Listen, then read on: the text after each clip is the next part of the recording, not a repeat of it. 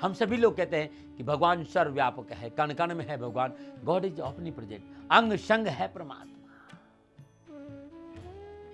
वो सच्चिदानंद स्वरूप परमात्मा जो सदा एक रस परम आनंद का खजाना है, वो वही इस जीवन का मालिक है, करता धरता है, सदा सुख स्वरूप और सबके संग रहने वाला उसका स्वामी है। परमात्मा हमेशा हमारे साथ रहता है क्योंकि वो सच्चिदानंद स्वरूप है। वो समय हमेशा एक रस परमानंद का खजाना है वो, और वो इस जीव का मालिक है, इसी जीव का करता धरता, सदा सुख रूप है और वो हमारे संग रहता है। परंतु संग रहते भी मनुष्य उसे पहचान नहीं सका। यदि किसी परम समय मनुष्य को उस परमानंद स्वरूप प्रभु की आवश्यकता महसूस हुई तो उसकी खोज में जंगलों में खाक छानने लगा।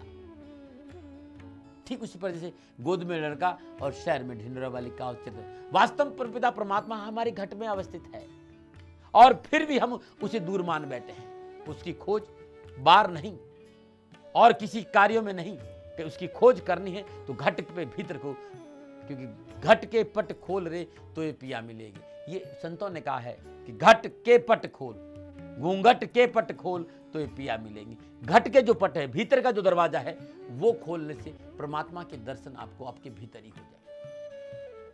मैं ये नहीं कह रहा हूं कि आप बाह्य कर्म मत करिए, उससे आपको वातावरण मिलेगा, लेकिन भीतर के पट खोले बिन परमात्मा के भीतर में अनुभव नहीं होगा। परमात्मा तो हमें पहले ही मिला हुआ है, वो हमारे अंदर ही समाया हुआ है, वो हमारे भीतर में समाया हुआ है। वो हमेशा सही मार्ग दर्शाता है कि तू अज्ञानतावश, हम उसकी सलाह को अनसुना कर देते हैं। वो सबके भीतर है।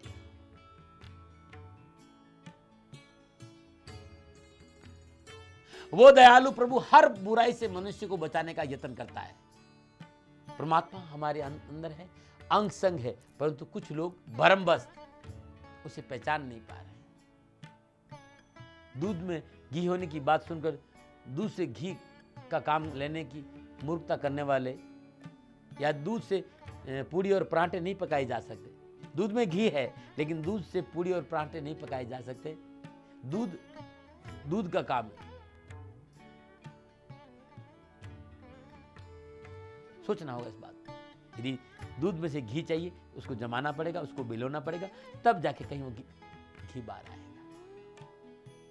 यदि हमारे अपने भीतर परमात्मा है और उसको जानना है तो हमें उसकी शरण में जानना पड़ेगा, जो इस विधि को जानता है कि भीतर में कैसे जाए।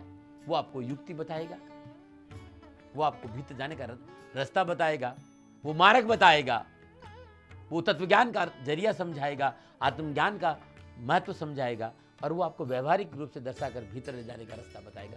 और जब सच्चा सदगुरु मिल जाता है तो दूध से घी कैसे निकालते वो युक्ति आराम से समझ में आ जाती है।